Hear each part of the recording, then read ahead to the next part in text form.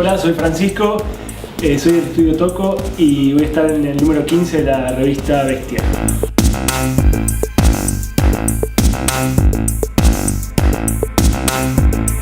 Quizás me defino más como un artista gráfico y no como artista de lo que uno considera artista tradicionalmente.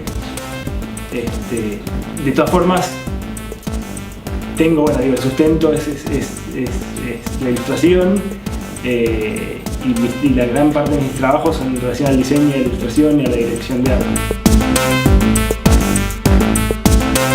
Estudié diseño gráfico en la Universidad de Buenos Aires, empecé trabajando en agencias y estudios de diseño gráfico y después decidí como independizarme del mercado laboral tradicional y formar mi propio estudio.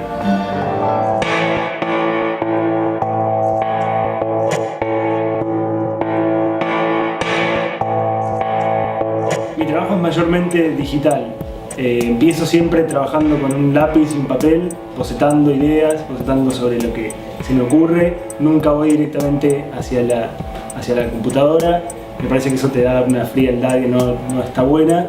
Siempre el gesto manual, el agarrar el lápiz y el papel, aunque después vos lo traduzcas en algo digital, tiene un gran porcentaje de la personalidad de quien lo hizo. Uno de mis primeros trabajos que recuerdo fue para la revista THC, que me llamaron para ilustrar una nota que tenía un escritor por cada número.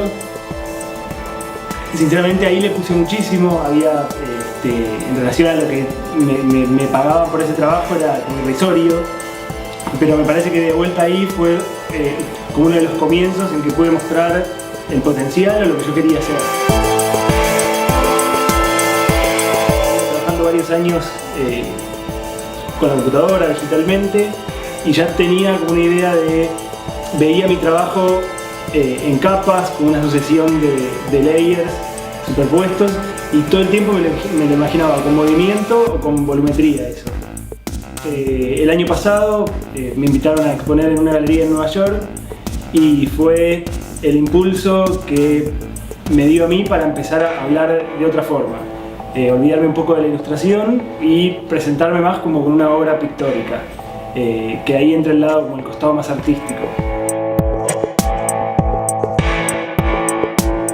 Este año me convocaron del estudio USBC y la propuesta de ellos fue desarrollar una obra para una pared a gran escala.